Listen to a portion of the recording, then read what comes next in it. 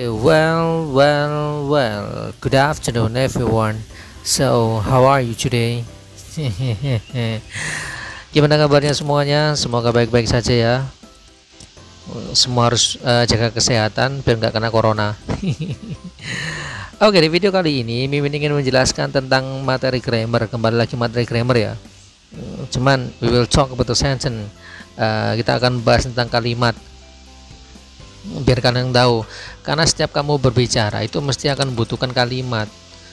Nah, oleh karena itu di video kali ini Mimin akan bahas tentang kalimat apa aja sih yang sebenarnya kita pakai itu. Nah, terus bagaimana cara penggunaannya.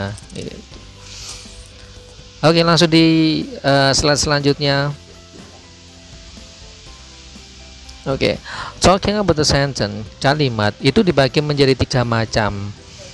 Ada kalimat verbal aktif, ada kalimat pasif, ada kalimat nominal.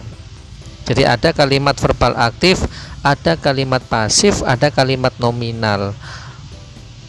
Kita bahas satu persatu. Verbal itu apa, pasif itu bagaimana, dan nominal itu apa.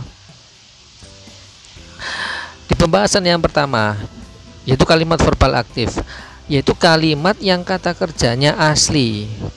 Kalau dalam bahasa Indonesia itu adalah seperti begini: saya makan, saya tidur, saya berdiri. Nah, itu adalah kalimat aktif.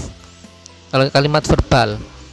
Nah, kalau dalam bahasa Inggris, we invite you, you call me, she brings book. Nah, itu adalah kalimat aktif. Dan dari mana kita bisa mengetahui kalimat ini adalah aktif? Yaitu dari kata kerjanya. Kata kerjanya adalah kata kerja asli. Invite, mengundang, itu adalah kata kerja asli. Atau di materi kemarin yang pernah saya jelaskan bahwasanya verb itu kan dibagi menjadi 2. Ada yang ordinary, ada yang auxiliary. Kalau yang ordinary itu contohnya seperti sleeps, drinks, atau ordinary itu adalah kata kerja asli. Contohnya seperti sleeps, bring, kemudian put, think, dan seterusnya. Itu adalah kata kerja asli. Nah, kalimat verbal itu ditopang oleh kata kerja asli seperti itu, atau kata kerja verb, atau kata kerja ordinary. We invite you, you call me, she brings book. Nah, itu adalah contoh dari kalimat verbal. Selanjutnya kalimat pasif. Kalimat pasif yaitu kalimat yang subjeknya dikenai pekerjaan. Contoh gampangnya dalam bahasa Indonesia itu adalah kata kerjanya diberi awalan di atau ter. Nasi dimakan oleh kamu. Berarti itu adalah passive voice atau kalimat pasif. Buku diletakkan oleh kamu. Tasku dibawa oleh temanku. Nah, semua kata kerjanya kan diawali dengan kata di. Berarti dia adalah passive voice. Atau dia berawalan dengan kata ter. Mereka terbawa arus. Mereka teraniaya. Itu juga adalah passive voice kalau dalam bahasa Inggris.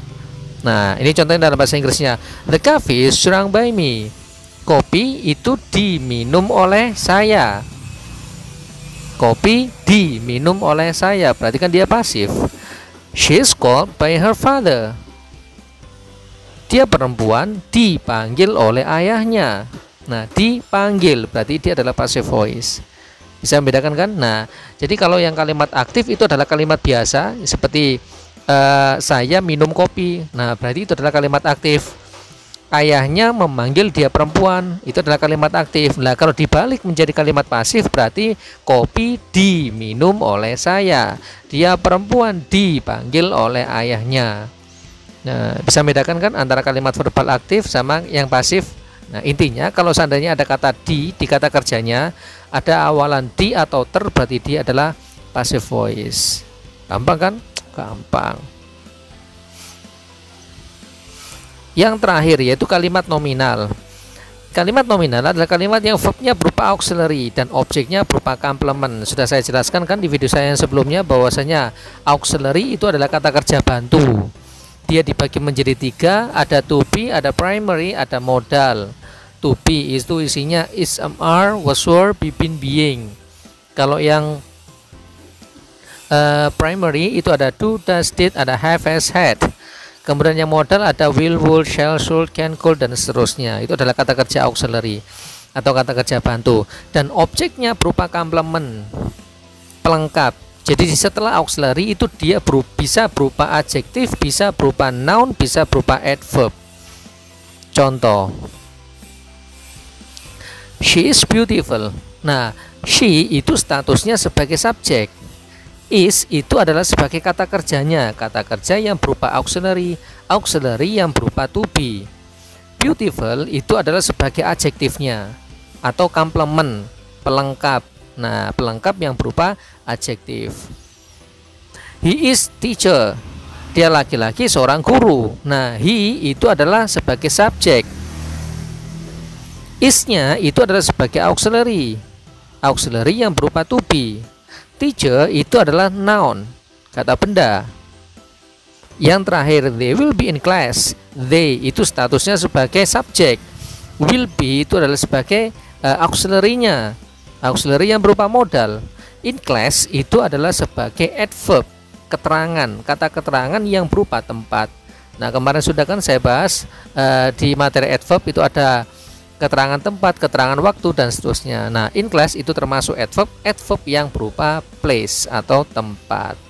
Nah, bisa kan membedakan antara verbal aktif, kemudian pasif sama nominal. Jadi intinya gampangannya ini loh. Pokoknya aktif itu berarti saya makan, saya tidur, saya minum, saya berenang, itu semuanya adalah kalimat aktif.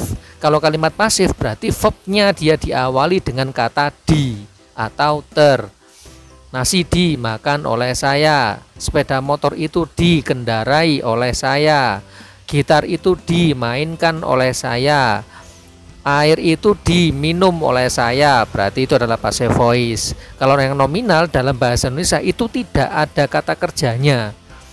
Saya temanmu, ada kata kerjanya? Kan nggak ada, berarti dia adalah nominal.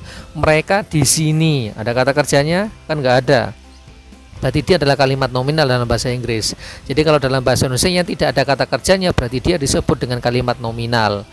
Tasku berwarna hitam, kan nggak ada kata kerjanya. Kepalanya besar, loh, kan nggak ada kata kerjanya, berarti dia adalah nominal.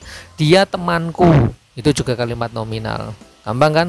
Nah, untuk di video selanjutnya saya akan membahas tentang tenses dari verbal dulu, kemudian baru pasifnya, dan yang terakhir kalimat nominal. Gampang-gampang kok. Apalagi tentang masalah tenses, cukup beberapa menit kalian sudah bisa mempraktekkan tenses. Gampang sebenarnya. Yang susah itu ada ketika kalian nggak paham saja. Oke, itu aja video dari saya tentang kalimat. Untuk keterangan lebih lengkapnya tentang tensesnya kita bahas di next video. Terima kasih atas perhatiannya. Thank you very much for your attention and see you.